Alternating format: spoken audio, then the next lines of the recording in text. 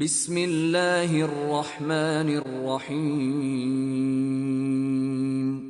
فأزلهما الشیطان عنها فأخرجهما مما كانا فيه وقلنا اهبطوا بعضكم لبعض عدو وَلَكُمْ فِي الْأَرْضِ مُسْتَقَرٌّ وَمَتَاعٌ إِلَىٰ حِينٍ۔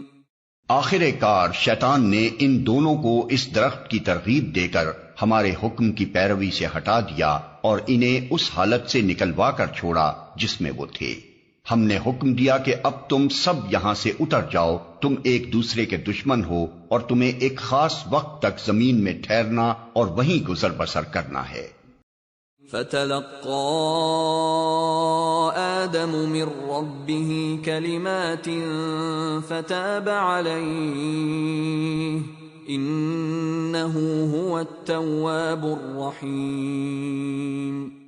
اس وقت آدم نے اپنے رب سے چند کلمات سیکھ کر توبہ کی، جس کو اس کے رب نے قبول کر لیا، کیونکہ وہ بڑا معاف کرنے والا اور رحم فرمانے والا ہے۔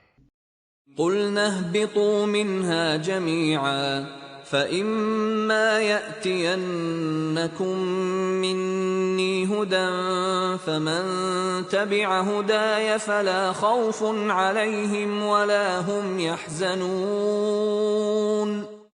ہم نے کہا کہ تم سب یہاں سے اتر جاؤ، پھر جو میری طرف سے کوئی ہدایت تمہارے پاس پہنچے تو جو لوگ میری اس ہدایت کی پیروی کریں گے ان کے لیے کسی خوف اور رنج کا موقع نہ ہوگا۔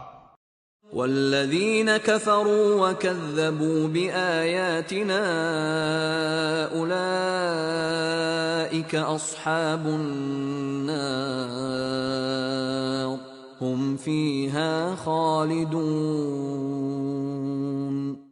اور جو اس کو قبول کرنے سے انکار کریں گے اور ہماری آیات کو جھٹلائیں گے وہ آگ میں جانے والے لوگ ہیں جہاں وہ ہمیشہ رہیں گے۔ یا بنی اسرائیل اذکروا نعمتی التي انعمت علیکم وَأَوْفُوا بِعَهْدِي أُوفِ بِعَهْدِكُمْ وَإِيَّايَ فَارْهَبُونِ۔ اے بنی اسرائیل، ذرا خیال کرو میری اس نعمت کا جو میں نے تم کو عطا کی تھی، میرے ساتھ تمہارا جو عہد تھا اسے تم پورا کرو، تو میرا جو عہد تمہارے ساتھ تھا اسے میں پورا کروں، اور مجھی سے تم ڈرو۔